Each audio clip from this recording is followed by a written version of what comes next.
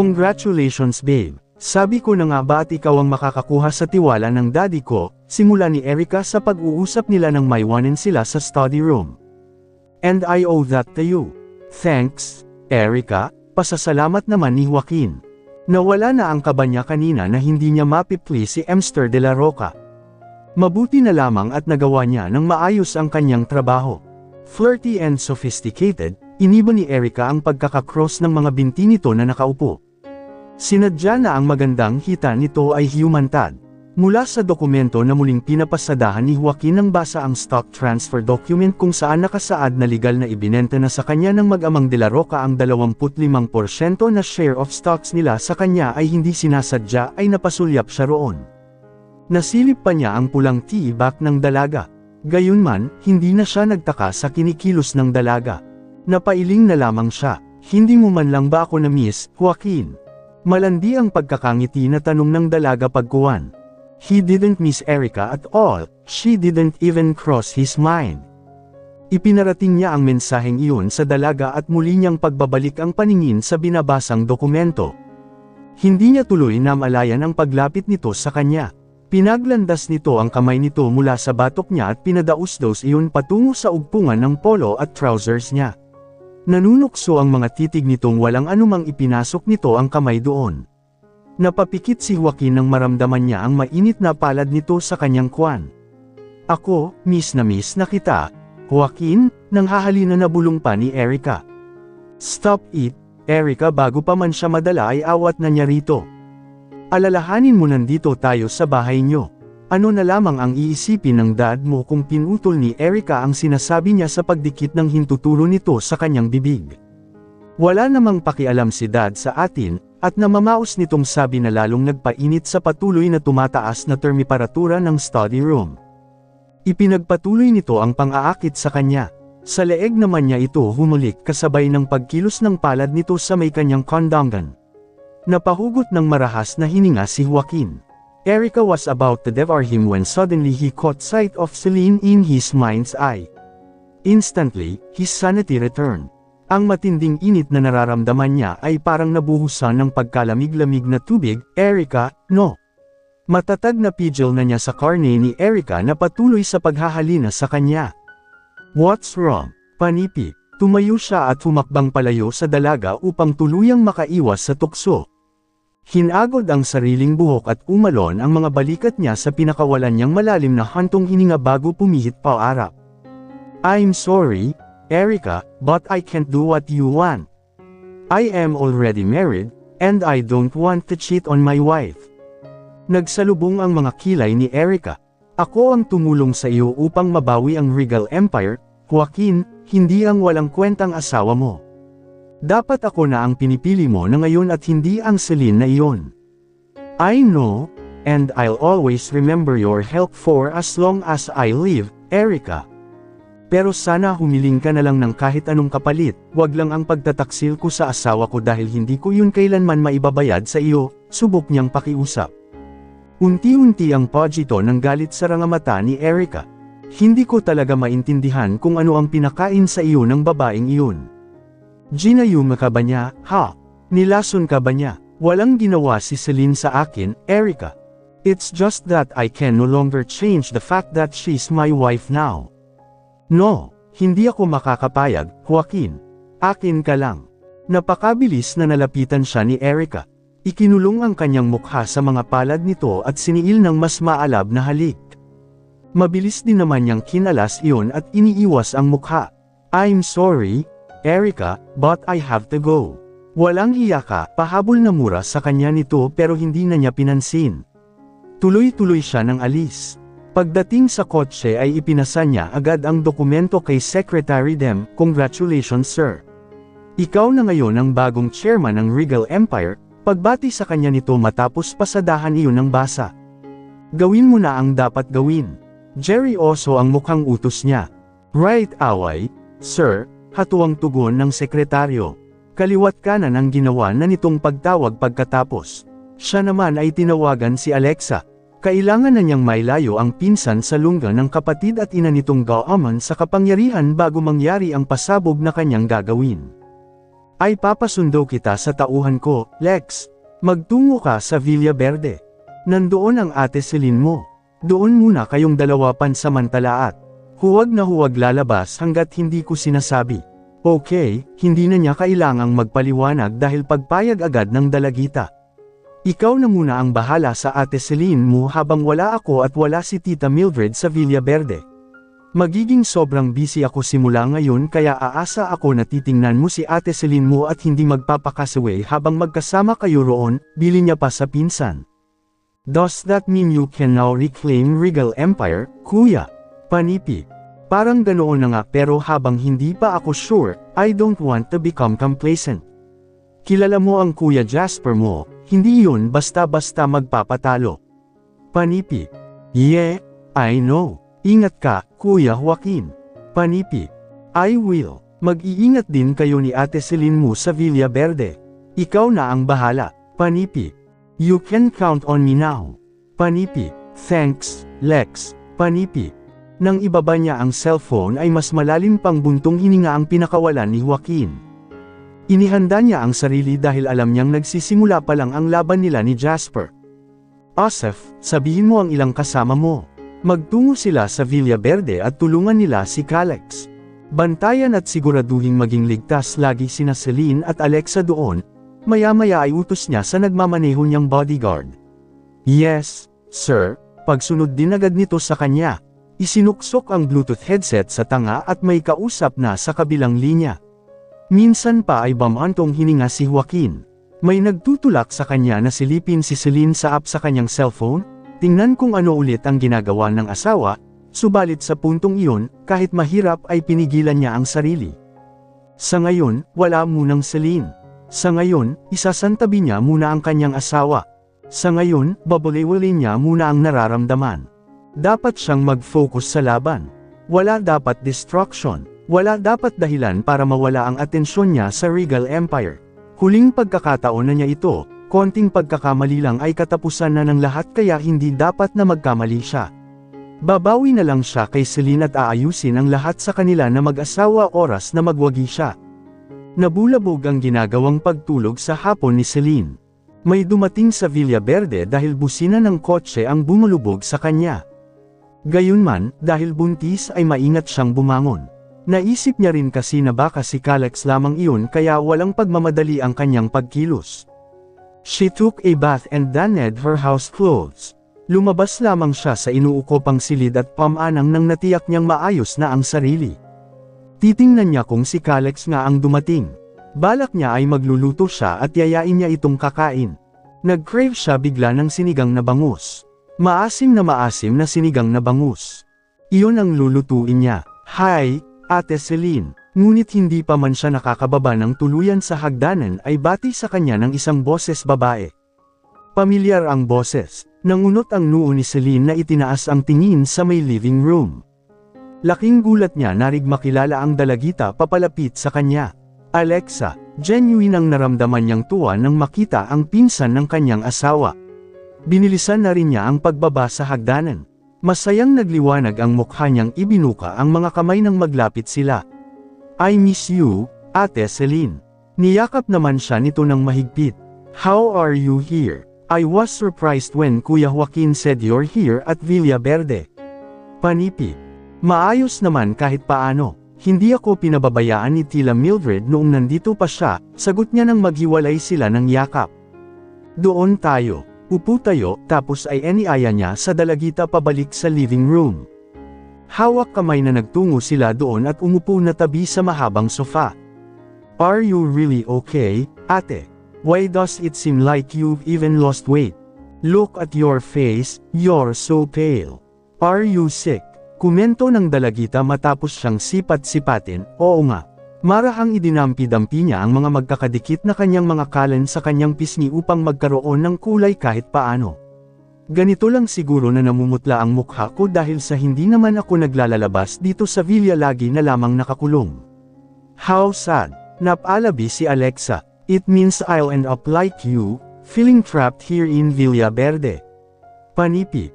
Anong ibig mong sabihin? Panipi. Tumayo si Alexa at hinayla siya sa overall glass na bintana ay sinilip nila ang labas ng villa.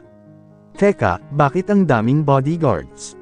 Anong nangyayari? Mangha-mangha si Celine sa nakita niyang mga animoy men in black na mga lalaki sa kahit anong parte ng villa.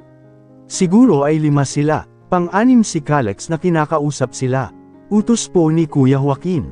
I arrived here almost at the same time as them, sagot ni Alexa. Pero bakit nga, Panipi? Humalukip-kap ang dalagita saka nagkibit balikat. To protect us in case Mommy and Kuya Jasper attempt anything harmful towards us. Kasama ako kasi I betrayed them. Mas pinili ko kasing kampihan si Kuya Joaquin kaysa sa kanila para mabawi ang Regal Empire. Panipi. Ginawa mo iyon. Naibulalas ni Celine. Hindi siya makapaniwala. Magkadikit ang mga bibig, ilang beses na tumanggaw si Alexa, mali naman kasi ang ginawa at ginagawa nila. The Regal Empire doesn't belong to them. They shouldn't claim ownership of what isn't theirs. Besides, I don't want their greed to consume them. Mahal ko sila kaya ayokong maging masama sila ng tuluyan. Parang tinarakan ng matalim na punyal si Celine sa dibdib. Matinding awa ang naramdaman niya para kay Alexa. Nakikita niya ang sarili niya rito na nadadamay sa alitan nina Joaquin at Jasper kahit wala itong kinalaman. Dahil sa hindi matapos-tapos na agawan ng kumpanya nila ay heto sila nagdurusa at naiipit. Hayaan mo na lang sila, Lex. Wala naman tayong magagawa. Huwag kang mag-aalala at matatapos din ang sigalot na ito. Pampalubag niyang sabi rito nang nakita niyang naliyak na ang dalagita. How I wish buhay pa si Lolo Rod.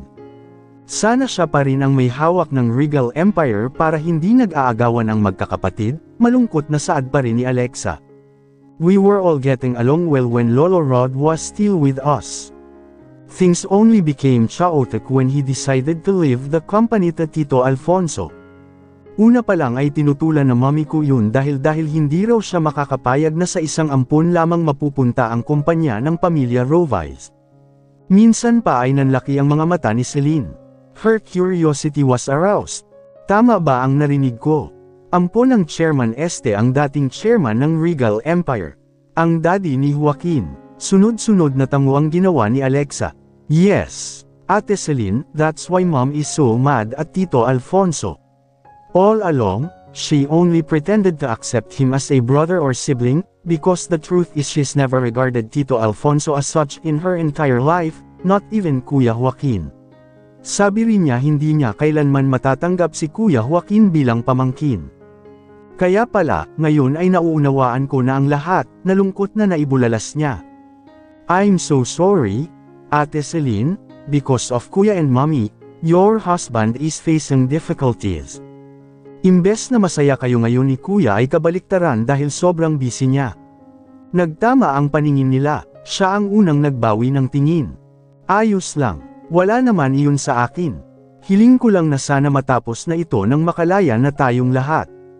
Ninitian na niya ang dalagita. Ikaw ang mas nagsasuffer sa nangyayari. Anong ayos lang? Sabad ng isip niya. Tama na nga ang usapan na ito. May stress lang din tayo. Hayaan mo silang ma-stress doon basta tayo dito ay fresh. Maya-maya ay pagtatapos niya sa topic nilang iyon. Ang mabuti pa ay umakyat ka na sa taas. Mamili ka doon ng gusto mong maging kwarto. Ako na may magluluto naman para sa hapunan natin. Magluluto ako ng uulamin nating sinigang na bangus. Panipi. Okay and thanks, Ate Celine. Panipi. Muli silang nagngitian at kanya-kanya nang tungo sa parte ng villa. Sakto na pagdaan niya sa main door papunta sa kusina ay ang pagbukas pinto. Iniluwa roon si Calex.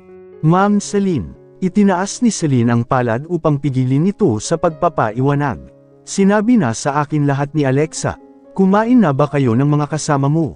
Umilingog binata. Hindi pa po, Panipi. Sige, ako na ang bahala. Magluluto ako ng hapunan natin. Panipi. Hindi po ba masama sa iyo ang mapagod? Sabi sa akin ay itinakbo kayo sa ospital. Umiling siya. Sa sobrang init lang siguro sa labas iyon dahil ng paglalakwatsa namin ng kaibigan kong si Pamela. Okay na ako, mas malakas pa ako sa kalabaw na ulit at biro niya. Ipinakita pa niya ang muscle niya sa braso kahit wala namang muscle doon. Bahagya natawa na lamang si Calex.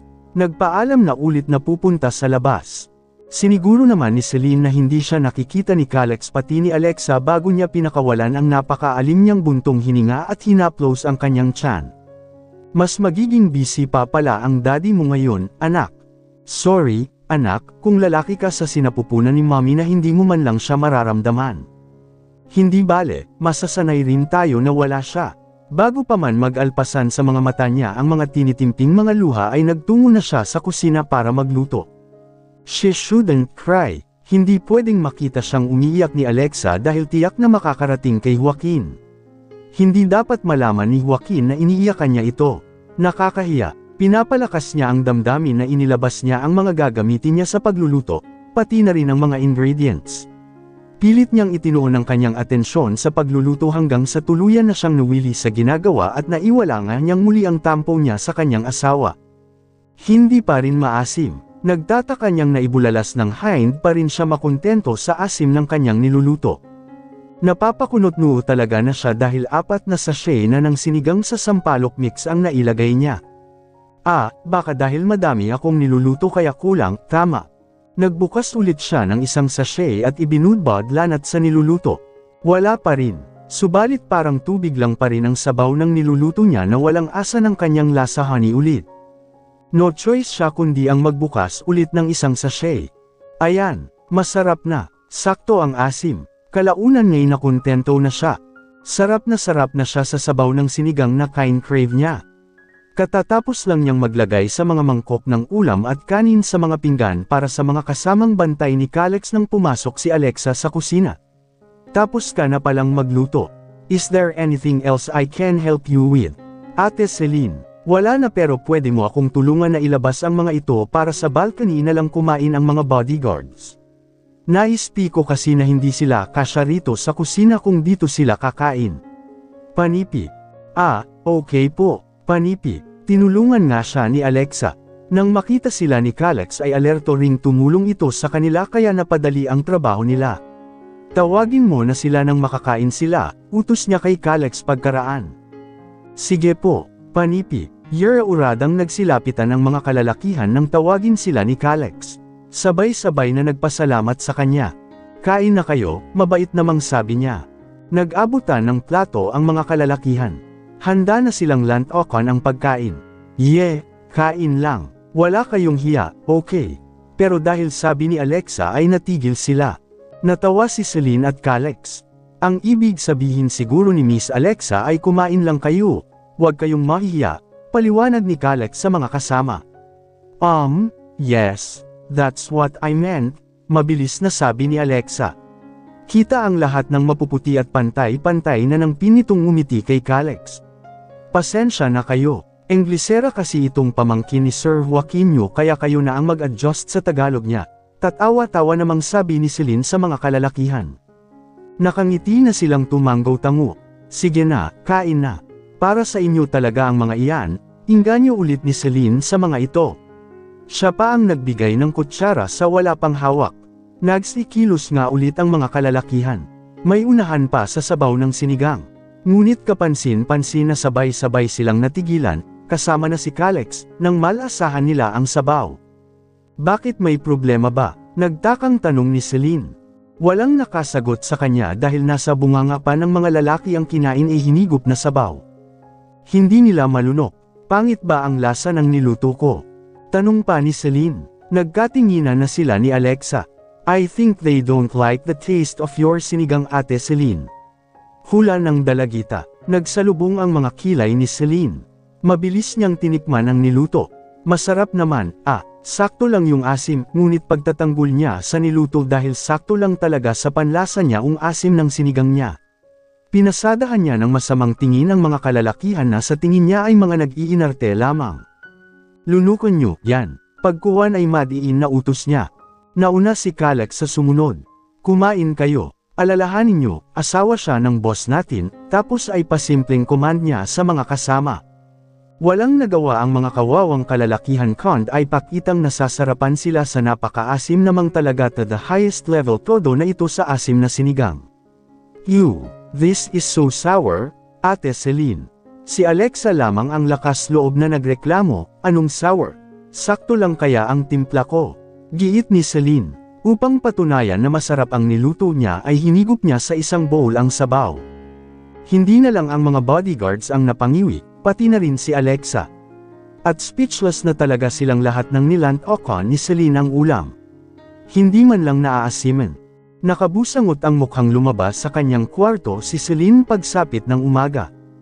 Hain siya kasi nakatulog dahil sa pag-iiba-iba ng kanyang pakiramdam.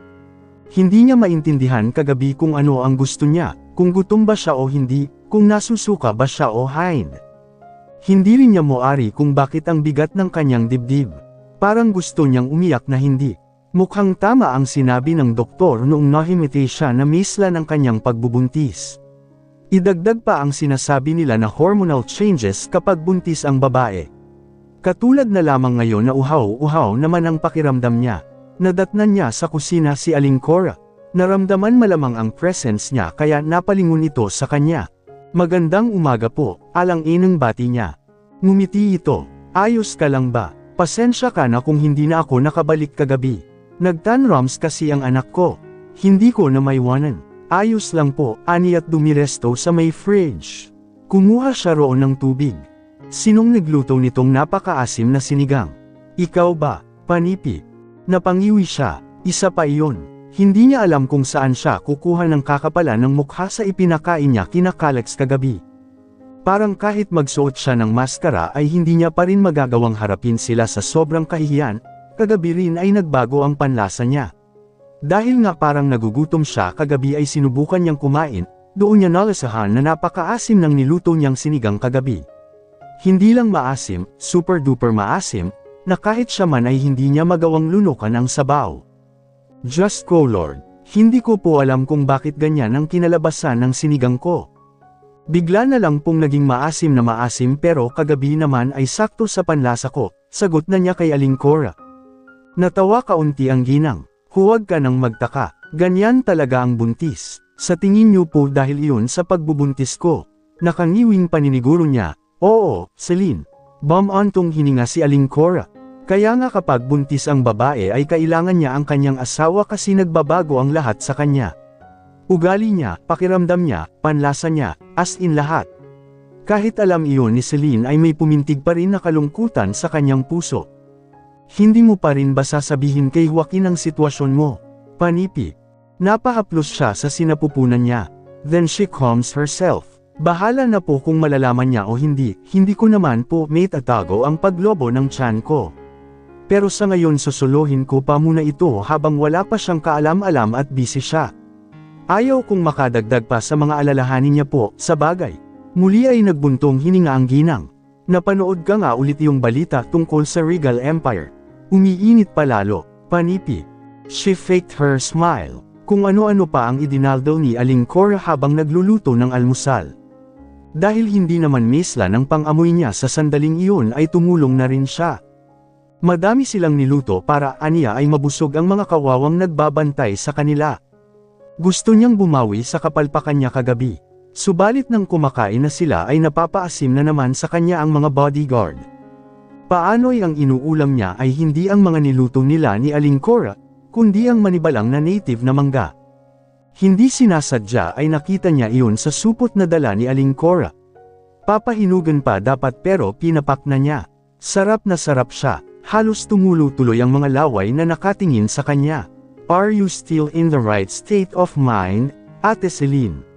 As usual, si Alexa ulit ang naglakas loob na sumita sa kanya, naman, bakit? Sagot niya sa dalagita habang ninungut-ngut ang buto ng mangga.